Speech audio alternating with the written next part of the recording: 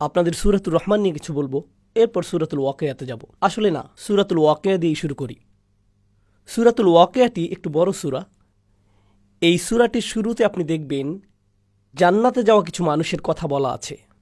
আস-সাবিকুন আস-সাবিকুন উলাইকাল মুকাররাবুন ফি জান্নাতিন নাঈম সুল্লাতুম মিনাল আউয়ালিন ওয়া কলিলুম মিনাল আখিরিন। একদম সর্বপ্রথম সামনের ভিআইপি সিটে বসা লোক, যেগুলো জান্নাতে যাবে, যারা জান্নাতে যাবে, ওনারাই হলেন সূরাতুল ওয়াকিয়ার আলোচ্য মানুষগুলোর অন্যতম। আচ্ছা বলুন তো, এই সর্বপ্রথম অগ্রগামী কারা? কি না, নবীগণ ছাড়া অগ্রগামীগণ কারা? সাহাবা। হ্যাঁ, কিন্তু সেটা তাদের যুগের জন্য। আল্লাহ বলছেন ওয়া কলিলুম মিনাল আখিরিন। কেন জানেন? প্রত্যেক প্রজন্মেই তাদের নিজস্ব সাবিকুন আছে। প্রত্যেক প্রজন্মেই 2015 সালের নিজস্ব সাবিকুন আছে, 2025 সালেরও কিছু নিজস্ব সাবিকুন আছে। 2055 সালেও যদি আল্লাহ ততদিনে কিয়ামত না আনেন, তাহলে তখনও সে কালের সাবিকুন থাকবেন। বুঝতে পারছেন? এখনও শেষ না, কিন্তু প্রত্যেক জাতিরই নিজস্ব সাবিকুন থাকবেন। শুধু পার্থক্যটি হল প্রথম যুগের সাবিকুনদের অনুপাত শতকরা হার বেশি ছিল। আপনাদের এটা একটা উদাহরণ দিয়ে বুঝিয়ে দিচ্ছি। কল্পনা করুন 800 জন মানুষ একটি পরীক্ষা দেয়। যদি সাহাবীদের সময় ইমানের এই পরীক্ষা 800 জন মানুষ দেয়, তাহলে 750 জনই 90% বেশি নাম্বার পাবে। তো তারা হলেন গোল্ডেন এ প্লাস। কিন্তু প্রজন্ম যেতে যেতে তখনও মানুষ 90-এর বেশি পাবে, তবে শতকরা হার নেমে যাচ্ছে। ধরুন 800 হতে মাত্র 50 জন বা 800 জনে মাত্র 20 জন 90-এর বেশি পেয়েছে। বুঝতে পারছেন? তাই অকলিলুম মিনাল আখিরিন, আরও কম পরবর্তীদের মধ্যে। কম মানুষ না, কিন্তু শতকরা হার কম। সাহাবিগণের সময়ে এ প্লাসের হার বেশি, তাই সামগ্রিক গুণ অনেক অনেক বেশি। আমাদের প্রতিযোগিতা কম, তাই সামগ্রিক গুণ অনেক কম। তবে প্রতিযোগিতা প্রত্যেক প্রজন্মেই থাকে। তো যাই হোক, সূরাতুল ওয়াকিয়ার প্রথম বিষয় হল আস-সাবিকুন। এই সূরার দ্বিতীয় বিষয় হল আসহাবুল ইয়ামিন। মা আসহাবুল ইয়ামিন ফা আসহাবুল মাইমানাতি মা আসহাবুল মাইমানা। ডান পাশের মানুষজন। আর সাবিকুনদের সাথে ডান পাশের মানুষজনের পার্থক্য কি? সাবিকুনদের বলতে পারবেন সংরক্ষিত, এক্সক্লুসিভ। আর ডান পাশের যেই মানুষজন হলেন বাকি আমরা সকলে, জান্নাতের ইকোনমি ক্লাস। আল্লাহ আমাদের সাবিকুনদের অন্তর্ভুক্ত করে দিন। কিন্তু অন্তত পক্ষে ডান পাশের মানুষজন থাকা মানে তারা জাহান্নামে যাবে না, এরা যাবে জান্নাতে। এরা হলেন দ্বিতীয় বিষয়। ঠিক আছে? এখন অন্যদিকে কারা আছে? ডান পাশে মানুষ আছে, আবার বাম পাশেও মানুষ আছে। এরপর আল্লাহ বাম পাশের মানুষদের নিয়ে বলছেন 3 ধরনের মানুষ এখন পর্যন্ত। প্রথমে অভিজাত শ্রেণী, এরপর ডান পাশের মানুষ, এরপর বাম পাশের মানুষ, তাই না? এরপর চতুর্থ বিষয়, আল্লাহ কিছু প্রশ্ন করেছেন। আফারাআইতুম মা তুমনুন, আফারাআইতুম মা তাহরুসুন, আফারাআইতুমুল মা আল্লাযী তাশরাবুন, আফারাআইতুমুন নার আল্লাতী তুরুন। তিনি সব অদ্ভুত প্রশ্ন করেছেন। তোমরা কি বাচ্চা সৃষ্টি করো নাকি আমরা বাচ্চা সৃষ্টি করি? তোমরা ফসল ফলাও নাকি আমরা ফসল ফলাই? তোমরা আগুন জ্বালাও নাকি আমরা আগুন জ্বালাই? তোমরা আকাশ থেকে পানি নামাও নাকি আমরা আকাশ থেকে পানি নামাই? মানে আল্লাহ মানুষকে আল্লাহ যা সৃষ্টি করেন সেই বিষয়ে চিন্তা করতে বলছেন। মানে আল্লাহ যে সৃষ্টি করেন তা, তোমরা কিছুই সৃষ্টি করো না, আল্লাহই সব কিছু সৃষ্টি করেন। তোমাদের কোনো সৃষ্টিশীলতা নেই। এই যে আল্লাহর সৃষ্টিকে চতুর্থ প্রকার বিষয় হিসেবে বলা হচ্ছে, 4টি। এখন পর্যন্ত কতগুলো বিষয় আমাকে ক্রমানুসারে বলতে পারবেন? দেখি তো আপনারা এখনো বেঁচে আছেন। প্রথমটি কি ছিল? সাবিকুন, ঠিক। দ্বিতীয়টি আসহাবুল ইয়ামিন। তৃতীয় নাম্বার কি? বাম পাশের মানুষজন। আল্লাহ আমাদের তাদের অন্তর্ভুক্ত না করুন। চতুর্থ নম্বর আল্লাহর সৃষ্টি, শুধুমাত্র আল্লাহই সৃষ্টি করেন। আর পঞ্চম বিষয়টি হল ফালা উকসিমু বিমা ওয়াকিআন নুজুম ওয়া ইন্নাহু লাকসামুল লাউ তা'লামুন আযীম ইন্নাহু লাকুরআনুন কারীম ফি কিতাবিম মাকনুন লা ইয়ামাসসুহু ইল্লাল মুতাহহারুন তানযীলুম মির রাব্বিল আলামিন। এই বিষয়টি হল কোরআনের বিশেষত্ব, মহিমা সম্পর্কিত, কোরআনের অসাধারণ গুণ সম্পর্কিত। ছোট ব্যাপার না কিন্তু। 5টি বিষয়। সূরার শেষটি পুরোটা সংক্ষেপে বলে দেয়, কিন্তু এগুলোই প্রধান 5টি বিষয়। সূরাতুর রহমান আমরা পড়ার চেষ্টা করছি, তাই না? সূরাটির প্রথম বিষয় কি আমাকে বলুন তো? আর রহমান ও আল্লামাল কুরআন, প্রথম বিষয়টি কি? কুরআন। সূরাতুল ওয়াকিয়াতে কোরআন কি একটি বিষয় ছিল? ছিল। কোথায়? বিষয় নম্বর 5। তাহলে সূরা রহমানে এটা প্রথম বিষয় আর সূরা ওয়াকিয়াতে এটা পঞ্চম বিষয়। ওকে, সূরাতুর রহমানের দ্বিতীয় বিষয় হলো আল্লাহর সৃষ্টিরা। والشمس والقمر بحسبان والنجم والشجر يسجدان والسماء رفعها ووضع الميزان। তাহলে দ্বিতীয় বিষয় কি? আল্লাহর সৃষ্টি। সূরাতুল ওয়াকিয়ার চতুর্থ বিষয় কোনটি ছিল? আল্লাহর সৃষ্টি। সূরাতুর রহমানের তৃতীয় বিষয় হল বিচার দিবস, কিভাবে পাপীরা বিপদে পড়বে আর জাহান্নামে চলে যাবে। বিচার দিবস আর জাহান্নামের আগুন হল সূরাতুর রহমানের 3 নম্বর বিষয়। সূরাতুল ওয়াকিয়াতে 3 নম্বর বিষয় কি ছিল? বাম দিকের মানুষ, যারা বিচার দিবসে দাঁড়িয়ে শেষমেশ জাহান্নামে নিক্ষিপ্ত হবে। সম্পর্কটা দেখতে পাচ্ছেন? সূরাতুর রহমানের চতুর্থ বিষয় হল জান্নাত। ওয়ালিমান খাফা মাকামা রাব্বিহি জান্নাতান। আর যে তার রবের সামনে দাঁড়াতে ভয় করে তার জন্য থাকবে 2টি জান্নাত। আচ্ছা, অন্তত আপনি আল্লাহকে ভয় করেছেন। আপনি সবচাইতে ভালো ছিলেন না, ঠিক আছে, তবে অন্তত তাকে ভয় তো করেছেন। সূরাতুল ওয়াকিয়াতে দ্বিতীয় বিষয় কোনটি ছিল বলুন তো এবার? ডান পাশের মানুষজন অন্তত আল্লাহকে ভয় তো করেছে, তাই তারা জান্নাতে চলে যাবে। সূরাতুর রহমানের শেষ বিষয় হল অসাধারণ সুপার স্পেশাল ডিলাক্স প্যাকেজের জান্নাত। ইখতিলাফ নিয়ে পরে বলছি, আপাতত সহজ করে বলি, এটা হচ্ছে সবচাইতে সুন্দর। ওয়ামিন দুনিহিমা জান্নাতান, অন্য একটি জান্নাত, আলাদা স্পেশাল জান্নাত। এর মধ্যে আরও অসাধারণ জিনিসপত্র আছে।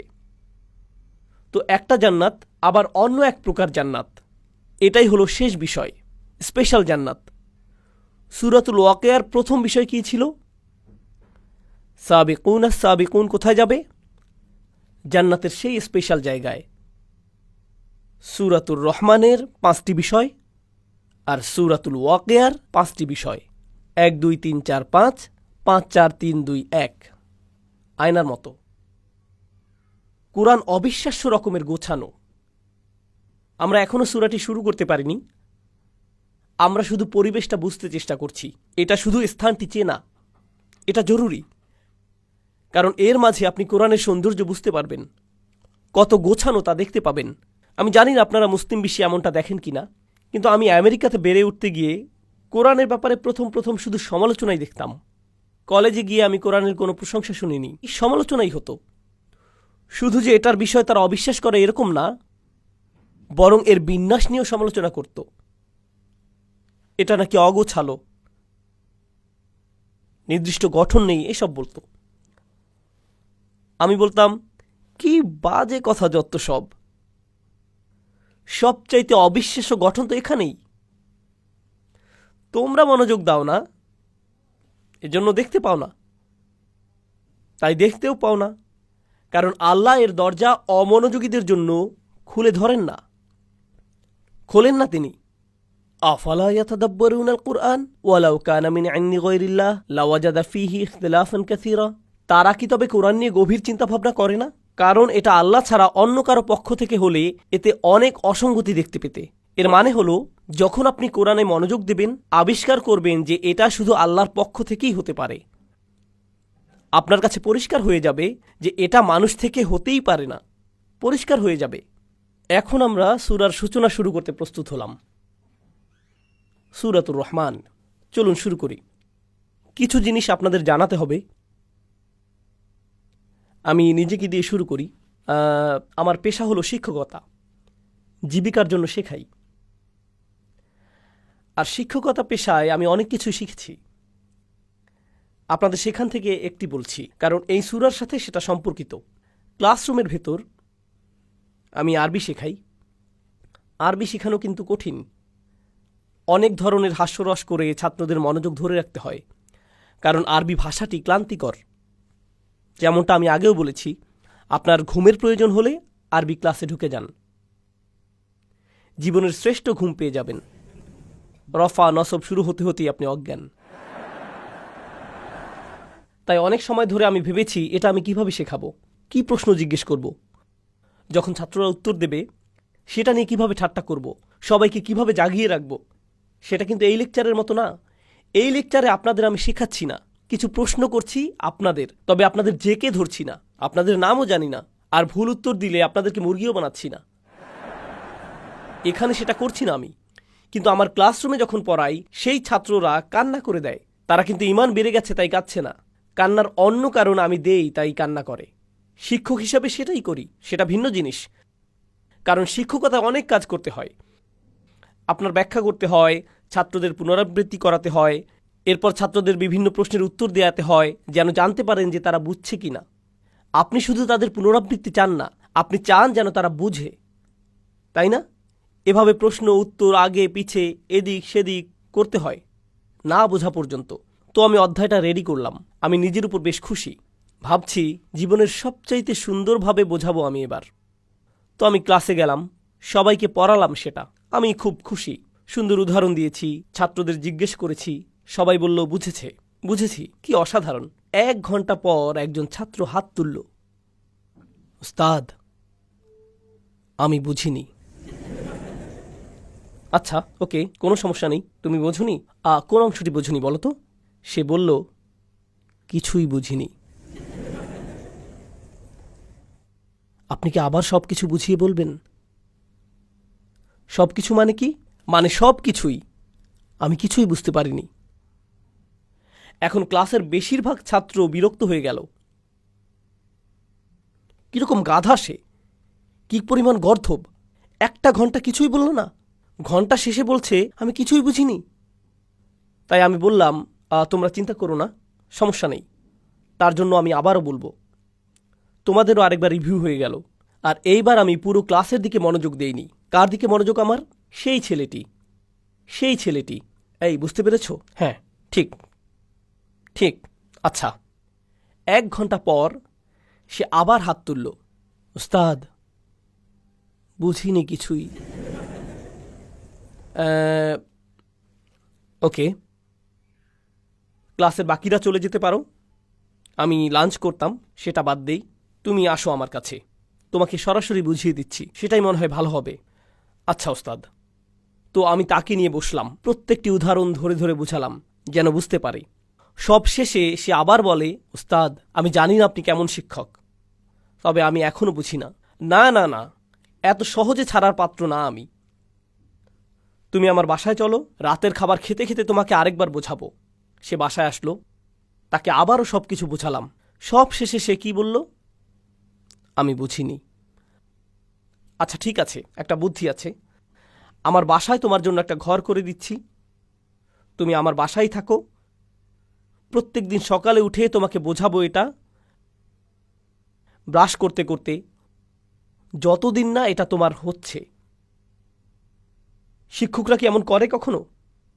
না, আমিও এমন করি না। কিন্তু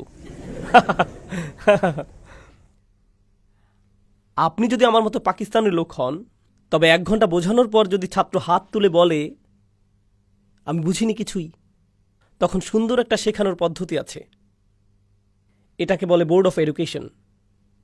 সেটা আসলেই একটা বোর্ড।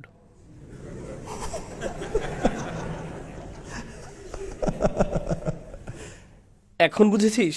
হ্যাঁ একদম বুঝে ফেলেছি, এখন বুঝবে বুঝবে। শিক্ষকরা এত ধৈর্যশীল না, কতবারই আর বোঝাবেন? বলবেন এত গাধা কেন তুমি, বুঝো না কেন তুমি, তোমার মাথা কাজ করে না কেন, কি সমস্যা তোমার? এটা আমার দোষ না, এটা ছাত্রের দোষ, তাই না? দেখুন, কিন্তু কোরআনের বার্তা, কোরআনের মূল বার্তাটি কিন্তু একদম সোজা, একদম সহজ। আপনি যদি কোরআনের মূল বার্তা সংক্ষেপে লিখতে বলেন, সেটা আমি অর্ধেক কাগজেই লিখতে পারবো, পুরোটাও লাগবে না। কোরআনের বিষয়গুলো কি কি? শুধুমাত্র এক স্রষ্টা, আখিরাত আছে, আগের জাতিগুলো তাদের নবীদের কথা মানেননি, কিছু কাজ আছে হারাম, খুব বেশি কিছু না, কিন্তু সোজা সাপটা, জটিল কিছু না। কুরাইশরা কতদিন যাবৎ কোরআন শিখছে? 1 যুগের বেশি, তাই না? মক্কি কোরআনের কি পুনরাবৃত্তি আছে? আল্লাহ কি বারবার বলেছেন জাতিদের ব্যাপারে? আল্লাহ কি নিজের একত্ব নিয়ে বারবার বলেছেন? ইবাদতের একত্বতা নিয়ে? আল্লাহ কি নবীদের উপর ঈমান আনা নিয়ে পুনরাবৃত্তি করেছেন? আল্লাহ কি হালাল হারাম নিয়ে পুনরাবৃত্তি করেননি? তিনি কি অভাবীদের খেয়াল করা, অন্যদের ক্ষতি না করা নিয়ে পুনরাবৃত্তি করেননি? তিনি এই সব পুনরাবৃত্তি করছেন বারবার। যে কোনো ভালো শিক্ষক শেখানোর জন্য কি করে? সে কি করে? বারবার বলে আল্লাহও করেছেন। আর তাও শুধু 1 ঘন্টা না, 2 ঘন্টা না, 1 মাস না, 2 মাসও না, কতদিন? 1 যুগেরও বেশি সময় যাবত। তাছাড়া কোরআন কিন্তু একটা পাঠ্যক্রম। কোরআন হলো পাঠ্যসূচি, কিন্তু একটা ভালো পাঠ্যক্রম, ভালো বই যথেষ্ট না। আপনার খুব ভালো একজন শিক্ষকও লাগবে। কখনো আপনার কাছে খুব ভালো একটা বই থাকলেও শিক্ষক হয় জঘন্য, তখন কেউ কিছুই শেখে না। তাই আল্লাহ শুধু শ্রেষ্ঠ বইটিই দেননি, তিনি বিশ্ব মানবতাকে সর্বশ্রেষ্ঠ কি দিয়েছেন? শিক্ষক। আর ভালো শিক্ষকের উচিত ছাত্রদের সাথে ধৈর্য ধরা। তারা না শুনলেও তিনি ধৈর্য ধরেন। তিনি কি ভালো শিক্ষক? যত্নশীল শিক্ষক তিনি? বলেন কি সাল্লাল্লাহু আলাইহি সাল্লাম। আর এই ছাত্ররা, কুরাইশরা, একদম সহজ জিনিস শুনেও বলে কিছুই বুঝিনি। তারপর তিনি আবারও ব্যাখ্যা করেন, ওয়াকাযালিকা নুসাররিফুল আয়াত, আমরা আয়াত বারবার বদলে দেই। এভাবে যদি না বুঝতে পারো তাহলে এভাবে বুঝবে, ওভাবে যদি না বুঝো তাহলে আসো ওইভাবে বোঝাই, এরপর ওইভাবে বোঝাই, তারপর সেইভাবে। ইয়াদরিবুল্লাহু আমসালা লিন্নাস, আল্লাহ প্রত্যেক মানুষের সহজতার জন্য অনেক উদাহরণ দিয়েছেন, কারণ প্রত্যেক ছাত্র প্রত্যেক উদাহরণ হয়তো বুঝবে না। তাই আল্লাহ একটা উদাহরণ দেন, সেটা না বুঝলে কি করেন? আরেকটা দেন, এরপর আরেকটা, এরপর আরেকটা। জানেন, কোরআনের ভেতর আল্লাহ কোরআনকে তাসরিফুর রিয়াহ এর সাথে তুলনা করেন, বায়ু প্রবাহ। কারণ কিছু বায়ু হালকা, কিছু অনেক জোরে, কিছু বাতাস আসে উত্তর থেকে, কিছু দক্ষিণ থেকে, কিছু পূর্ব থেকে, কিছু পশ্চিম থেকে, কিছু ঠান্ডা আবার কিছুটা উষ্ণ। ঠিক কোরআনের আয়াতের মতো, কিছু আয়াত আপনাকে আনন্দ দেবে, কিছু ভয় দেখাবে, কিছু কষ্ট দেবে, কিছু আপনার প্রেরণা যোগাবে। কোনো আয়াত শেখাবে, কোনোটা অভয় দেবে, কোনোটা আবার শক্তি যোগাবে। বিভিন্ন রকমের বায়ু ঠিক কোরআনের বিভিন্ন আয়াতের মতো প্রত্যেকটা উপায় গ্রহণ করা হয়েছে। তাছাড়া কিছু ছাত্র গর্দভ হয়, আমি জানি, মনোযোগই দেয় না। এরপর আরেক ধরনের ছাত্র আছে যারা বলে আমি বুঝি না, এরপর বুঝিয়ে বলার পর আবার বলে হ্যাঁ আমি বুঝিনি, আবার বোঝান, সে বলে এই দেখো আমি বুঝিনি। এরা কি ধরনের ছাত্র? এরা ঝামেলাকারী। সে শিক্ষককে নিয়ে মজা করছে, ক্লাসে মজা নিচ্ছে, ভাবছে এই সব কিছুই ঠাট্টার বিষয়, তাই না? একটা ছাত্র আছে, সে আসলেই বুঝেনি। আরেকটা ছাত্র অন্যদিকে, সে সব কিছু খুব ভালো বুঝেছে, এরপরেও কি বলে মজা নেয়? আমি বুঝিনি, কিছুই বুঝলাম না। আপনি খারাপ শিক্ষক।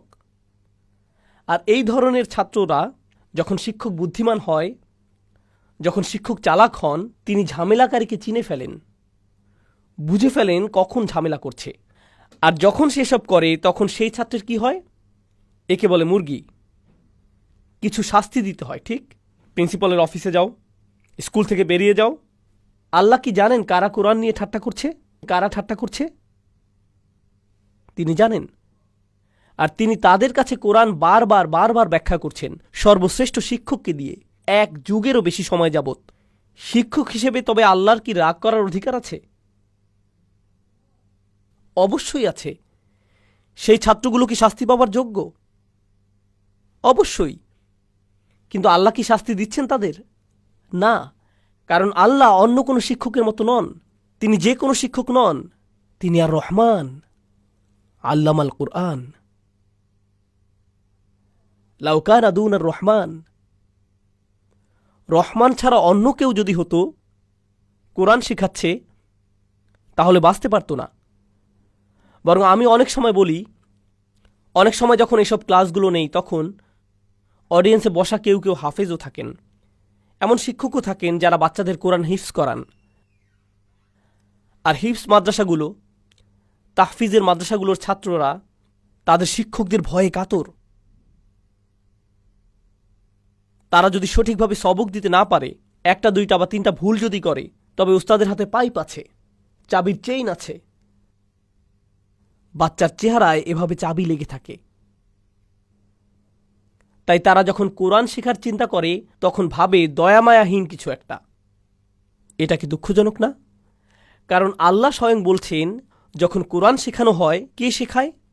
তিনি কিন্তু বলেননি আল জাব্বার আল্লামাল কুরআন, তিনি বলছেন আর রহমান আল্লামাল কুরআন।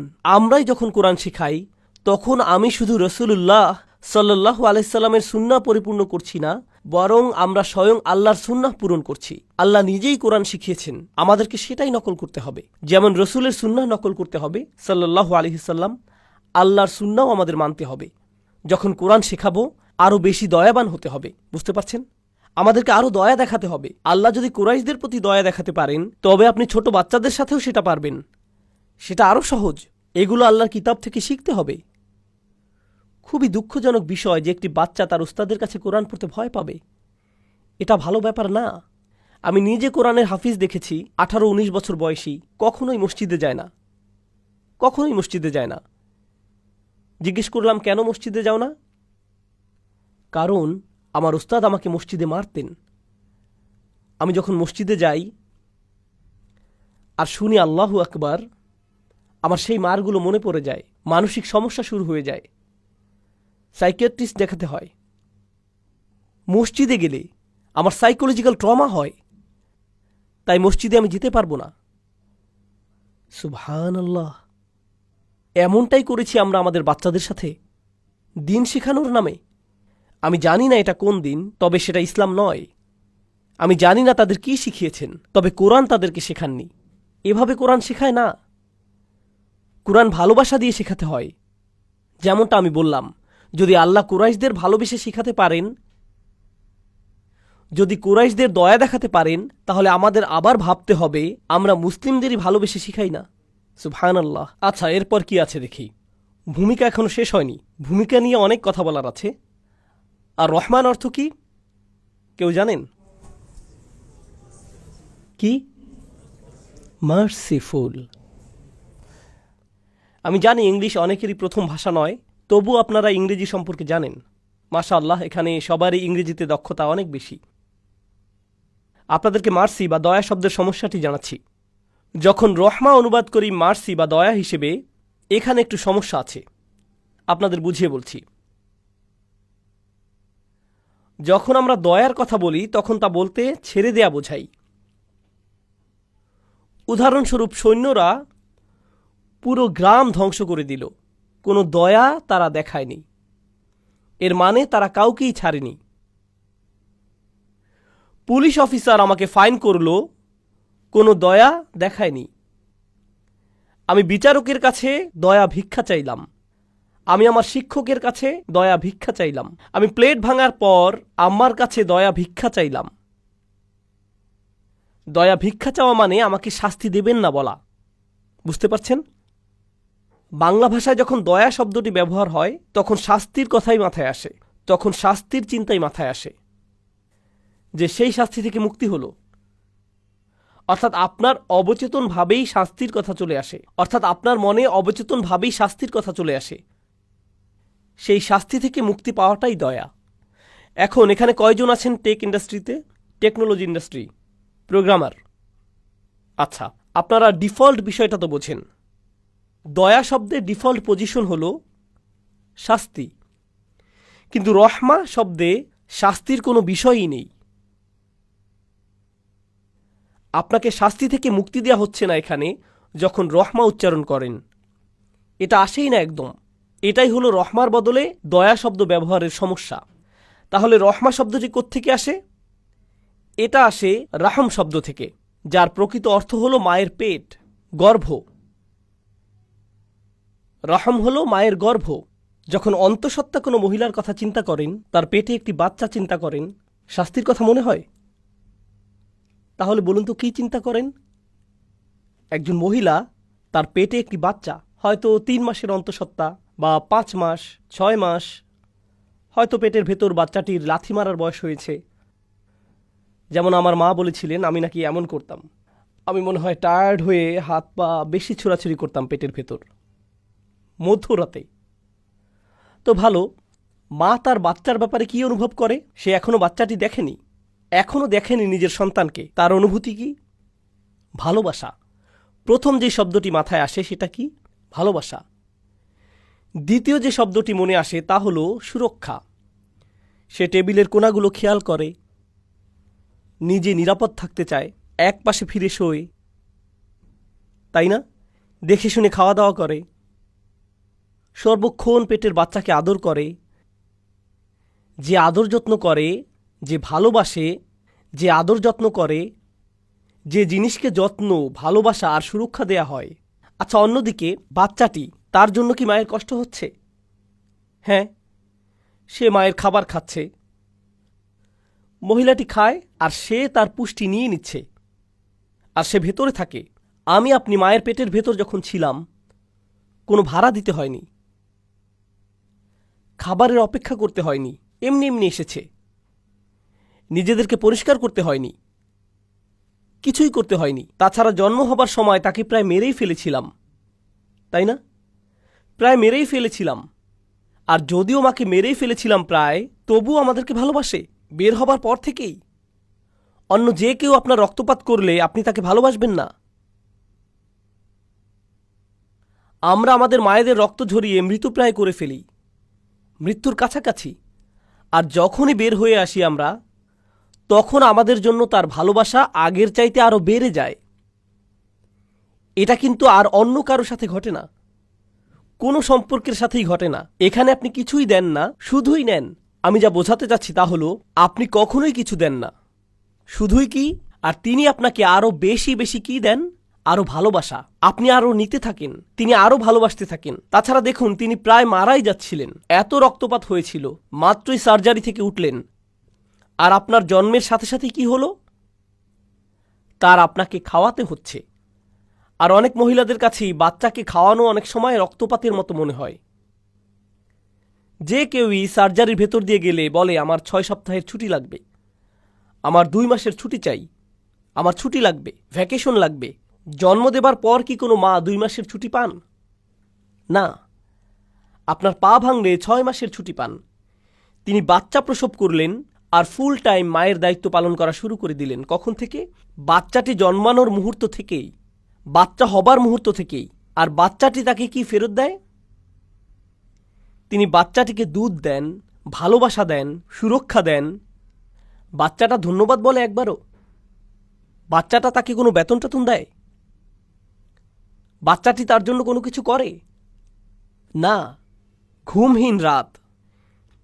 বেশির থেকে বেশি বাচ্চাটি যেটা করবে তা হলো তার গায়ে পেশাব করে দিবে, মলত্যাগ করে দিবে, বমি করে দিবে মায়ের গায়ে। আর যখন বাবু হাগু করে দেয় তখন মা বলে, ওয়াও কি কিউট, এরপর পরিষ্কার করা শুরু করে দেয়। কোনো সমস্যা নেই, আমার বাবুটা। তিনি ডায়াপার বদলাচ্ছেন আর বাচ্চা তার দিকেই মেরে দিচ্ছে, আর তিনি হাত দিয়ে ঠেকাচ্ছেন। আমি জানি আমার 6টা বাচ্চা, আমি জানি না কিভাবে করে তারা, কিন্তু করে। এটাই হলো কোন শব্দ? রাহম। এখান থেকেই আসে কি? রহমা। এখান থেকেই আসে আল্লাহর কোন নাম? আর রহমান। আমরা আল্লাহকে কোনো সৃষ্টির সাথেই তুলনা করতে পারবো না, কিন্তু আল্লাহর সাথে আমাদের যেই সম্পর্ক আছে, আপনি যদি একটু ধারণা করতে চান, যে কারণে সেই হাদিসটি আছে, সাম্মাইতুকা বিসমি, আল্লাহ মায়ের গর্ভের সাথে কথা বললেন আর বললেন, আমি তোমাকে আমার নাম দিয়ে নামকরণ করেছি। এটা শুধু ভাষাগত সম্পর্ক না, নবী সাল্লাল্লাহু আলাইহি সাল্লামের হাদিসেও এটা পাওয়া যাচ্ছে। এক হাদিসে কুদসিতে তিনি মায়ের গর্ভের দিকে তাকিয়ে বললেন, যে গর্ভ আল্লাহ সৃষ্টি করেছেন, আমি আমার নাম দিয়ে তোমার নামকরণ করেছি। এর একটি কারণ আছে, সেটা হলো আল্লাহ আপনার কি হয় তা যদি একটু ধারণা পেতে চান, আপনি পুরোটা বুঝবেন না। তবে সেই অসীম সাগরের যদি এক বিন্দু পেতে চান, তবে কার কথা চিন্তা করবেন? আপনার মায়ের কথা ভাববেন। ওয়ালিল্লাহিল মাসালুল আ'লা। আপনার মায়ের সাথে সম্পর্কে কোন দিকটা? তা হলো আপনি তার থেকে শুধুই নেন, আর তিনি কি? শুধুই দেন। আপনি কখনোই ধন্যবাদ দেন না, তবুও তিনি দিতেই থাকেন। আপনি কখনোই তাকে মনেও করেন না, তবুও তিনি আপনার প্রতি ভালোবাসা বাড়াতেই থাকেন। মুসলিমদের কথা চিন্তা করুন। মুসলিমরা বলে, তালিবুল ইলমরা বলে, আমি তাফসির শিখতে চাই, আমি ওই শায়েখের কাছে পড়তে চাই, এই শায়েখের কাছে শিখতে চাই, সেই আলিমের কাছে পড়তে চাই, আমি এই সূরা, ওই সূরা আর ওই সূরাটা শিখতে চাই। কখনো তারা পৃথিবীর এই মাথা থেকে ওই মাথায় চলে যায় শুধু আল্লাহর কিতাব শিখতে, ঠিক না? আর কি সম্মান বোধ করছে যে শায়েখের কাছে শিখতে পারছে। কুরাইশরা, আবু লাহাব, আবু জাহাল, এই লোকগুলো, এরা কি কোরআন শিখতে চায়? তারা কোরআনের একটি আয়াতও পাওয়ার যোগ্য না। তবুও আল্লাহ তাদের পুরো একটি সূরা দিয়ে দিলেন। এরপর তিনি দিলেন আরেকটি সূরা, এরপর তিনি দিলেন আরেকটি সূরা। তারা যখন এটাকেও ধাক্কা দিয়ে সরিয়ে দিল, আল্লাহ তাদের কি দিলেন? আরেকটি সূরা। প্রত্যেকটি সূরা আল্লাহর থেকে রহমত কিনা? আল্লাহ চাইলে তাদের আরও অনেক কঠিন কিছু দিতে পারতেন, ঠিক না? আল্লাহ তাদের শাস্তি দিতে পারতেন, ঠিক কিনা? কিন্তু প্রত্যেকবার এমন করার পর আল্লাহ তাদের কি দেন? আরেকটি সূরা। আল্লাহর কাছ থেকে আরও রহমা তার পক্ষ থেকে। তাছাড়া কোরআন কি? কোরআন হলো আল্লাহ আপনার সাথে কথা বলছেন। কোরআন হচ্ছে আপনার সাথে আল্লাহর কথা। যখন আপনি কাউকে অপমান করেন, তারা প্রথমে যেটা করে তা হলো তারা আর আপনার সাথে কথা বলে না। কাউকে অপমান করলে তারা আপনার সাথে কথা বন্ধ করে দেয়। এই লোকগুলো শুধু আল্লাহকেই অপমান করছে না, তারা আল্লাহর হাবিব সাল্লাল্লাহু আলাইহি সাল্লামকে অপমান করছে, তারা আল্লাহর রসুল সাল্লাল্লাহু আলাইহি সাল্লামকে অপমান করছে। তবুও আল্লাহ তাদের সাথে কথা বলছেন। এরপর তিনি রাসূলকে বলছেন, ফাসবির আলা মা ইয়াকুলুন, আপনি ধৈর্য ধরুন, আমি জানি তারা আপনাকে মন্দ কথা বলছে। ওয়ালাকাদ না'লামু আন্নাহু ইয়াকিদু সাদরুকা বিমা ইয়াকুলুন, আমি জানি আপনার অন্তর বদ্ধ হয়ে আসে তাদের কষ্টকর কথাগুলোর কারণে। তবুও তাদের কাছে গিয়ে বোঝান, এটাকেই বলা হয় আর রহমান। কোনো মানুষই এটা করতে পারে না। আমি আপনাদের জানি না, মুসলিম হিসেবে আমি আপনাদেরকে ভালোবাসি, কিন্তু কেউ যদি আমাকে এসে বলেন আপনি হচ্ছেন একটা শয়তান, আপনি খারাপ, মানুষকে বিভ্রান্ত করছেন, আপনি কাফির, আপনি এটা, আপনি ওটা, অনেক গালমন্দ করলেন, এরপর আমার মাকে নিয়ে কথা বললেন, আমার বাবাকে নিয়ে কথা শোনালেন, আমার স্ত্রীকে নিয়ে মন্দ কথা বললেন, আমার মেয়েদেরকে নিয়ে খারাপ কথা বললেন, আমার বোনকে নিয়েও, আমি কিন্তু আংশিক পাঠান, তাই সাবধান। অন্তত পক্ষে আমি বলবো, আমি চলে যাচ্ছি, আমি ফানার ছাড়ছি, আমি দোহা ছাড়ছি, আমি আর কখনোই দোহা ফিরে আসব না। কেন? কেউ বলল, আপনি আর দোহাতে কেন যান না? একটা লোক ছিল, সে আমার কাছে এসে যা যা বলল, আমি আর যেতে চাই না ওখানে। আপনারা সবাই কি আমাকে অপমান করেছেন? নাকি শুধু একজন? শুধু একজনই যথেষ্ট আমার বিরক্ত হবার জন্য, দরকার নেই। রাসূলুল্লাহ সাল্লাল্লাহু আলাইহি সাল্লাম কোরআন তেলাওয়াত করছেন এই লোকগুলোর কাছে, আর তারা তাকে অপমান করেই যাচ্ছে। আমি তো কিছুই না। কেউ এসে আমাকে অপমান করলে আমি কি বলি? এই, জানো আমি কে? আমি ইউটিউবে আছি, দেখে নিও কে আমি।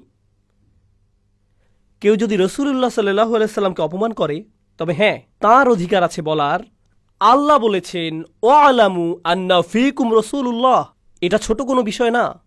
আর সেই একই নবী সাল্লাল্লাহু আলাইহি সাল্লাম তাকে আবু জাহাল অপমান করল, অথচ পরদিনই তিনি ফিরে এসে আবু জাহালের সাথে আবারও কথা বললেন। আর আবু জাহাল যে এমন এক জাহিল লোক, জাহিলিয়াতের বাপ, সে তাকে বলছে তোমার কি গতকাল যথেষ্ট হয়নি? আরও কিছু কথা শোনাবো আজকে তোমাকে। তাকে সে আরও বাজেভাবে পরদিন অপমান করল। নবীজি ফিরে গেলেন, আর আল্লাহ তাকে আবার পাঠালেন, যাও আবার কথা শুনে আসো, যাও আবার কিছু কোরআন শোনাও, তাকে কোরআন নিয়ে ঠাট্টা আবারও করতে দাও। তিনি এটাই করলেন প্রতিটা দিন, এক যুগেরও বেশি সময় যাবত। এটা কি সহজ মনে হয়? চিন্তা করে দেখুন তো। আলহামদুলিল্লাহ, আপনারা সম্মানিত মানুষ, মর্যাদাবান মানুষ। আপনারা যখন কাজে যান, আশা করেন যে আপনার সাথে সম্মানজনক আচরণ করা হবে, ঠিক না? আপনি অফিসে গেলেন, আর কেউ আপনাকে কুকুর বলল, শুকর বলল, কোনো নোংরা কথা বলল, আপনার খারাপ লাগে? আপনি বাসায় আসলে সেটা আপনার চেহারাতেই দেখা যায়। আপনি বাসায় আসলে আপনার স্ত্রী বললেন, কোনো সমস্যা? আমার কিছু বলতে ইচ্ছা করছে না। আপনার চাকরিটাই ছেড়ে দিতে ইচ্ছা করে, আপনার দেশ ছেড়েই চলে যেতে ইচ্ছা করে, কারণ কেউ একজন আপনাকে মন্দ কথা বলেছে। দেখছেন, ভালো লোক, ভদ্রলোক আর ছোট লোকের মধ্যে পার্থক্য আছে। যারা সারাক্ষণই নোংরা কথা বলতে থাকে, যারা নিজেদের বা অন্যদের কোনো সম্মান করে না, যখন মানুষ তাদের সাথে মন্দ কথা বলে তাদের ভালো লাগে, তাদের কিছুই যায় আসে না। নোংরা কথা বলল, তারা আরও নোংরা কথা বলে দেয়। কিন্তু যারা ভদ্রলোক, তাদের এসব সহ্য হয় না, এসব কথা তাদেরকে কষ্ট দেয়। যেমন আরবরা বলে, রুব্বা কওলিন আশাদ্দু মিন সাউল, কোনো কোনো কথা মারের চাইতেও বেশি কষ্ট দিতে পারে। রসুল সাল্লাল্লাহু আলাইহি সাল্লাম হলেন সবচাইতে মর্যাদাবান ব্যক্তিত্ব, কিন্তু তাকে শুনতে হচ্ছে সবচাইতে মন্দ নোংরা কথাগুলো, বারবার বারবার বারবার। আর আল্লাহ তাঁর রসুলকে কত ভালোবাসেন আলাইহিসসালাতু ওয়াসসালাম। তবুও আল্লাহ বলছেন ফিরে যাও, আরেকটু ধৈর্য ধরো, তাদেরকে বলতে থাকো। এখন আল্লাহ এই সূরাতে কুরাইশদের উদ্দেশ্যে, এরপর পুরো মানবতাকে উদ্দেশ্য করে বলছেন, এটাকে বলে অকল্পনীয় ভালোবাসা। আর রহমান অবিশ্বাস্য রকমের অকল্পনীয় স্নেহময় যত্নশীল প্রতিপালক। তিনি শুধুমাত্র, আর কেউ নন, যিনি কোরআন শিক্ষা দিয়েছেন। আল্লামাল কুরআন। চলুন এটা সম্পর্কে আরও দু একটা জিনিস শিখে সামনে আগাই। আমি ভূমিকাতে বেশি সময় নিচ্ছি, কারণ ভূমিকাটাই সবচাইতে বেশি গুরুত্বপূর্ণ অংশ। এই শুরুটা আপনারা বুঝলে বাকি সবকিছুই সহজ হবে, আর শুরুটা না বুঝলে আর কোনো কিছুই বোধগম্য হবে না। ঠিক আছে, এজন্য সময় নিচ্ছি। আরবি ভাষার ব্যাকরণে জুমলা আল ফেলিয়া এবং জুমলা আল ইসমিয়া দুইটা বিষয় আছে। শুনে মনে হয় সহজ বিষয়, আপনারা আরবি না বুঝলেও সমস্যা নেই, ব্যাখ্যা করছি। কখনো আপনারা আরবিতে বলেন, আমি সহজে অনুবাদ করছি, আল্লাহ কোরআন শিখিয়েছেন। সহজ, আল্লাহ শিখিয়েছেন কোরআন। কিন্তু যদি বলেন প্রকৃতপক্ষে একমাত্র আল্লাহ তিনি কোরআন শিখিয়েছেন, এটা কিন্তু অন্যরকম। যখন বলেন প্রকৃতপক্ষে একমাত্র আল্লাহ তিনিই কোরআন শিখিয়েছেন, এর মানে আসলে বোঝাচ্ছেন ঘুণাক্ষরেও ভেব না যে এটা অন্য কেউ, শুধুমাত্র একমাত্র কে? আল্লাহ আজ্জা জাল্লা। কারণ তিনি বলেন আর রহমান আল্লামাল কুরআন। আর আপনি এখানে বসে শুনছেন, বা আমি বসে বসে তাফসির পড়ছি আমার অফিসে, যখন আপনি কোনো লেকচার শুনছেন আপনার গাড়িতে, কোরআন সম্পর্কে শিখছেন, যখন আপনি কোনো সূরা মুখস্থ করছেন, যখন কোনো বাচ্চা উস্তাদের কাছে বসে নুরানি কায়দা শিখছে, যখন কেউ তাজবিদ শিখছে, যখন কেউ তার শাইখের কাছে বসে তাফসির শিখছে, তার একজন শিক্ষক আছেন।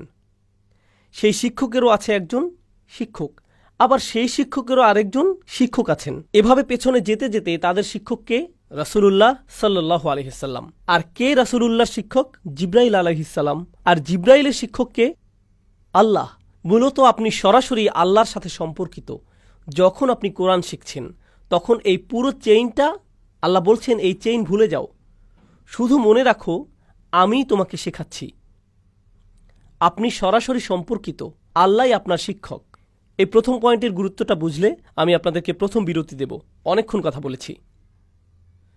আমেরিকাতে কখনো কখনো শিক্ষার্থীরা তাদের ইউনিভার্সিটি নিয়ে অনেক গর্ববোধ করে। কেউ বলছে আমি হার্ভার্ডে পড়েছি, আমি কলম্বিয়াতে পড়েছি, ইয়েল ইউনিভার্সিটিতে পড়েছি। ইসলামিক স্টাডিজে কেউ বলে আমি পড়েছি উম্মুল কোরাতে, আমি জামিয়া ইসলামিয়া মদিনাতে পড়েছি, আজহারে পড়েছি, আমি এই মাদ্রাসায় পড়েছি, ওই মাদ্রাসায় পড়েছি, আমি অমুক শাইখের কাছে পড়েছি, আমি অমুক কারির কাছে যা পেয়েছি। মানুষ এসবে গর্ববোধ করে কি না? তো আপনি যখন কোনো গুরুত্বপূর্ণ কারো কাছে পড়েন, আপনি সেটার কারণে গর্ববোধ করেন। আপনি কোনো ভার্সিটি থেকে গ্র্যাজুয়েশন করেন, বলেন উনিই কিন্তু আমার শিক্ষক। তাই নাকি? উনি আপনার শিক্ষক? ওয়াও! আপনি শায়েখ অসামের কাছে পড়েছেন, তার মানে আপনিও নিশ্চয়ই অসাম। আপনি সেটা আপনার সিভিতে দিয়ে দেন, কারণ আপনি গর্বিত এটা নিয়ে, আপনাকে সম্মান দেয়। আর মানুষ শুধু ইসলামের শিক্ষাতেই এমন করে না, যে কোনো শিক্ষাতেই এমন করে। ডাক্তাররা কোন মেডিকেল কলেজ থেকে পড়েছেন তা বলতে ভালোবাসেন। পিএইচডি প্রফেসর কোথা থেকে তার পিএইচডি করেছেন সেটা বলতে ভালোবাসেন, ঠিক কিনা? আমরা মাত্রই বললাম আমাদের শিক্ষককে, আপনার শাইখের একজন শিক্ষক আছে, তার একজন শিক্ষক আছে, কিন্তু সর্বপ্রধান শিক্ষককে, মানে এর চাইতে বড় ডিগ্রি আপনি পেতে পারেন না, এর চাইতে বড় সম্মান আর হতে পারে না যে আপনি বলবেন আল্লাহ আমার শিক্ষক আর রহমান আমার শিক্ষক। আমি বলতে চাচ্ছি কোরআন শিক্ষা আপনাকে এমন সম্মান এনে দেবে যা আর কোথাও খুঁজে পাবেন না। এর চাইতে বড় অর্জন আর নেই, এর চাইতে উচ্চতর ডিগ্রি আর নেই, এর চাইতে উচ্চ কোনো সম্মান নেই, আর কোনো কিছুতেই এই সম্মান নেই যা কোরআন শিক্ষায় আছে। কারণ এখানে আপনি আর রহমানকে নিজের শিক্ষক হিসেবে পেয়েছেন। আর সাধারণত যখন আপনার শিক্ষক থাকে, আপনি অন্যদের সেটা দেখাতে পছন্দ করেন, এটা আমার ডিগ্রি, এখান থেকে আমি ইজাজা পেয়েছি। কিন্তু যখন আর রহমানকে শিক্ষক হিসেবে পান, আর সেটা কাউকে দেখানোতে কিছু যায় আসে না, এটা এতই একান্ত যে নিজের কাছেই রেখে দেন। আর রহমান আমার শিক্ষক, আপনার অন্য কারো থেকে সম্মান নেবার প্রয়োজন নেই। কারণ কে আপনাকে সম্মান দিচ্ছেন? আর রহমান। কারণ তিনি আপনাকে নিজের স্কুলে অ্যাডমিট করেছেন, আপনি ভর্তি হতে পেরেছেন, আপনি তার সাথেই সরাসরি সংযুক্ত, সেটাই আপনার জন্য যথেষ্ট। আপনার আর তার মাঝে একটি গোপন জিনিস। সুবহানাল্লাহ। মানুষ এই পৃথিবীতে সম্মানের পেছনে ছুটছে, মানুষ সম্মানের পেছনে ছুটছে। তারা মনে করে তাদের সম্মান আসবে টাকা থেকে, কেউ ভাবে সম্মান আসবে তাদের গাড়ি থেকে। আরব দেশে এমনটা না। আবার না, দাঁড়ান, অনেকে ভাবে তাদের কাপড়ের ব্র্যান্ড থেকে সম্মান আসবে, কিংবা হাতের ঘড়ি, এসব থেকে নাকি সম্মান আসবে। অনেকে ভাবে তাদের সাথে কাদের কাদের যোগাযোগ আছে তা থেকে সম্মান আসবে। আমি তাকে চিনি। অনেকে ভাবে কার সাথে সেলফি তুলেছে সেটা দিয়ে সম্মান আসবে, মনে করে এসব থেকে সম্মান আসবে। মর্যাদা মর্যাদা তখনই আসবে যখন আল্লাহকে নিজের শিক্ষক করে নেবেন। আল্লাহ আপনাকে সম্মান দিবেন, আর যখন আল্লাহ আপনাকে সম্মান দেন তখন আল্লাহর সৃষ্টিও সেটাই করে। আপনাকে তাদের কাছে গিয়ে সম্মান অর্জন করতে হবে না, তারা এমনিতেই দেবে, কারণ আপনি সম্ভাব্য সবচাইতে সম্মানিত স্থানেই আছেন। আপনাকে মানুষের সম্মানের আশায় ছুটোছুটি করতে হবে না, এমন করতে হবে না। আপনাকে শুধু আল্লাহর দেয়া সম্মানটাই অর্জন করতে হবে।